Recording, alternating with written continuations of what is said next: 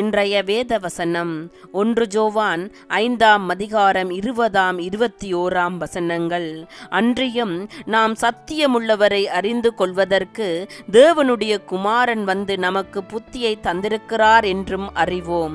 அவருடைய குமாரனாகிய இயேசு கிறிஸ்து எனப்பட்ட சத்தியமுள்ளவருக்குள்ளும் இருக்கிறோம்.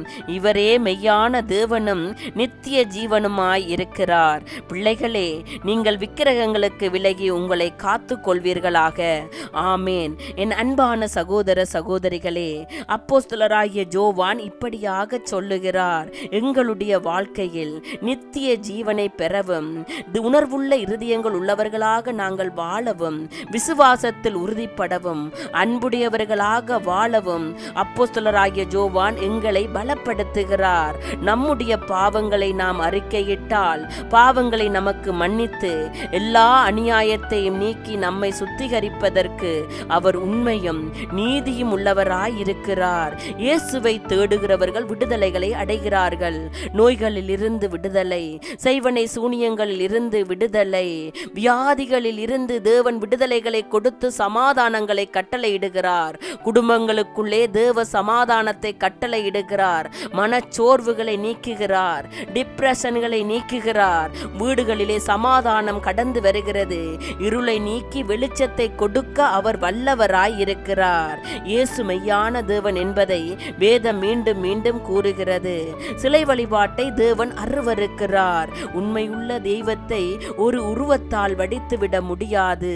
அவர் ஆதியும் அந்தமும் ஆனவர். அவரை அளக்க முடியாது. அவரை உருவத்தால் வடித்து அவரை ஒரு உருவமாக வைத்து வழிபட முடியாது. தேவன் என்பவர் மிகவும் பெரியவர். அவர் உண்மை உள்ளவர். அவர் ஒருவரே தேவன். தேவனுக்கு கொடுக்க வேண்டிய இடத்தை வேறு யாருக்கேதேனும் எதுக்கேனும் கொடுத்தால் அது கூட சிலை வழிபாடு என அழைக்கப்படுகிறது. இறைமகன் வந்து உண்மையான இறைவனை அறிந்து கொள்ளும் ஆற்றலை நமக்கு தந்துள்ளார். இது நமக்கு தெரியும்.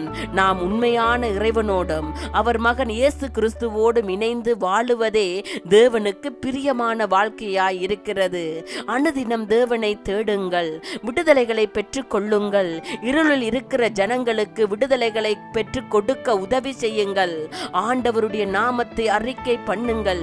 இயேசுவுடைய வழியில் நீங்கள் நடந்து வரும்போது பிற இனத்தாரும் விடுதலை பெற்றுக் கொள்ளுகிறார்கள். பெற்றுக்கொள்ளுகிறவர்கள் அவருடைய நாமத்தை அறிக்கை பண்ணி அவருடைய நாமத்தை துதிக்கும் போது அவர் உங்களையும் உங்கள் குடும்பங்களையும் மென்மேலும் ஆசீர்வதிக்க வல்லவராய் இருக்கிறார். ஆண்டவர் உங்கள் ஒவ்வொருவரையும் ஆசீர்வதிப்பார்.